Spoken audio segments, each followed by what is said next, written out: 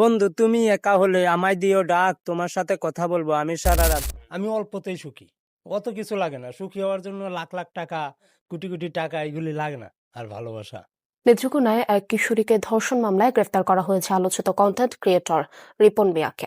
এ ঘটনায় বসা সালিশে ৫ লাখ টাকা জরিমানা সহ রিপন মিয়াকে গ্রাম ছাড়ার নির্দেশ দেয়া হয়। একজন জনপ্রিয় কন্টেন্ট ক্রিয়েটর, লাখ লাখ মানুষের পরিচিত মুখ, কিন্তু হঠাৎ করেই তার নামে জড়িয়ে গেল একটি গুরুতর ধর্ষণের অভিযোগ।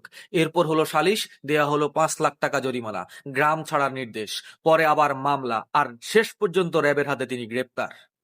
কিন্তু এখানে একটা প্রশ্ন থেকেই যায়, অভিযোগের বিচার কি সামাজিক সালিশে হবে নাকি আদালতে? আর কাউকে শাস্তি দেওয়ার অধিকারই বা কার? আজকের ভিডিওতে আমরা কাউকে নির্দোষ বা দোষী ঘোষণা করব না। আমরা শুধু প্রশ্ন করব, রিপন মিয়ার ঘটনায় আসলে বিচারটা কিভাবে হওয়া উচিত ছিল। নেত্রকোনা সদর উপজেলার বাসিন্দা রিপন মিয়া পেশায় একজন কাঠমিস্ত্রি। ২০১৬ সাল থেকে সামাজিক যোগাযোগ মাধ্যমে ভিডিও তৈরি করে পরিচিতি পান তিনি। সহজ সরল আঞ্চলিক ভাষার ভিডিও দিয়ে ধীরে ধীরে তৈরি করেন তার বিশাল দর্শক গোষ্ঠী। ২০১৯ সালে তার খোলা ফেসবুক পেজে বর্তমান প্রায় ১৯ লাখ অনুসারী রয়েছেন।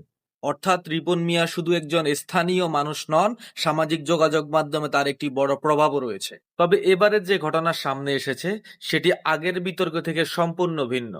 এজাহার ও পুলিশ সূত্রের বরাত দিয়ে জানা যায়, নেত্রকোনা সদর উপজেলায় ১৪ বছর বয়সী এক স্কুল ছাত্রীকে ধর্ষণের অভিযোগে রিপন মিয়ার বিরুদ্ধে মামলা করা হয়। অভিযোগ অনুযায়ী ৩০ জুলাই রাতের দিকে ভিডিও তৈরি করার কথা বলে ছাত্রীকে বাড়ি থেকে ডেকে মগরা নদীর উত্তর পাড়ে নিয়ে যাওয়া হয় এবং সেখানে ধর্ষণের ঘটনা ঘটে বলে মামলায় অভিযোগ করা হয়েছে। এখানে মনে রাখতে হবে, এগুলো মামলার অভিযোগ।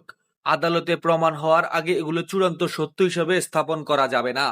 ঘটনাটি জানাজানি হওয়ার পর স্থানীয়ভাবে বসে সালিশ। সামাজিক যোগাযোগ মাধ্যমে ছড়িয়ে পড়া ভিডিও ও সংবাদ প্রতিবেদনে দেখা যায়, সালিশে রিপন মিয়াকে উপস্থিত রাখা হয়। সেখানে তার বিরুদ্ধে অভিযোগ নিয়ে আলোচনা হয় এবং ৫ লাখ টাকা জরিমানা ও গ্রাম ছাড়ার সিদ্ধান্তের কথা সামনে আসে। কিন্তু এখানেই আমাদের মূল প্রশ্ন, একজন মানুষের বিরুদ্ধে ধর্ষণের মতো গুরুতর অভিযোগ উঠলে তার বিচার কি স্থানীয় সালিশে টাকা জরিমানা ও গ্রাম ছাড়া করার মাধ্যমে হয়ে যেতে পারে, নাকি এই ধরনের অভিযোগ তদন্ত ও বিচার হওয়া উচিত রাষ্ট্রের আইনগত প্রক্রিয়া? সালিশে সিদ্ধান্ত হওয়ার পর বিষয়টি ব্যাপকভাবে সামাজিক যোগাযোগ মাধ্যমে ছড়িয়ে পড়ে। এরপর ভুক্তভোগীর বাবা নেত্রকোনা মডেল থানায় মামলা করেন, আর সেই মামলার ভিত্তিতে তদন্তের আইনগত প্রক্রিয়া শুরু হয়। অর্থাৎ একই ঘটনার ক্ষেত্রে আমরা দুটি আলাদা বিষয় দেখতে পাচ্ছি, একদিকে স্থানীয় সালিশ, অন্যদিকে রাষ্ট্রের আইনগত বিচার ব্যবস্থা। আর এখানেই প্রশ্নটা আরো গুরুত্বপূর্ণ হয়ে ওঠে। গোপন সংবাদের ভিত্তিতে র্যাব ১৪-র একটি দল ময়মনসিংহের গৌরীপুর উপজেলার মহিষারণ অচিন্তপুর এলাকার অভিযান চালিয়ে রিপন মিয়াকে গ্রেপ্তার করে। পরে তাকে নেত্রকোনা মডেল থানায় হস্তান্তর করা হয়। নেত্রকোনা মডেল থানার ভারপ্রাপ্ত কর্মকর্তা আবুল খায়ের জানিয়েছেন, গ্রেপ্তারকৃত রিপন মিয়াকে আদালতে সোপর্দ করা হয়েছে। রিপন মিয়া কেন একাই শাস্তি পেলেন, এটা কি প্রশ্ন হওয়া উচিত? আমার বক্তব্য কিন্তু এই নয় যে রিপন মিয়া দোষী নন, আবার এটাও নয় যে অভিযোগকারী বা ভুক্তভোগীকে দোষারোপ করা উচিত। বরং প্রশ্নটা হলো, যদি অপরাধের অভিযোগ থাকে তাহলে সেই অভিযোগের বিচার করবে আদালত। স্থানীয় কোনো সালিশ কি একজন মানুষকে ৫ লাখ টাকা জরিমানা করতে পারে, তাকে গ্রাম ছাড়া করার সিদ্ধান্ত দিতে পারে, তার সামাজিক বা পেশাগত ভবিষ্যৎ নিয়ে সিদ্ধান্ত নিতে পারে? যদি না পারে তাহলে এমন সালিশের মাধ্যমে শাস্তি দেওয়ার প্রবণতা বন্ধ করা উচিত। আমরা কোনো অপরাধের পক্ষ নিচ্ছি না। অভিযোগ সত্যি হলে অপরাধী যথাযথ শাস্তি অবশ্যই হওয়া উচিত, কিন্তু সেই শাস্তি হবে আইন অনুযায়ী, আদালতের মাধ্যমে। কারো জনপ্রিয়তা তাকে আইনের ঊর্ধ্বে রাখবে না। আবার কারো বিরুদ্ধে অভিযোগ উঠলেই সামাজিক সালিশ তাকে অপরাধী বানিয়ে দেবে, এটাও হতে পারে না।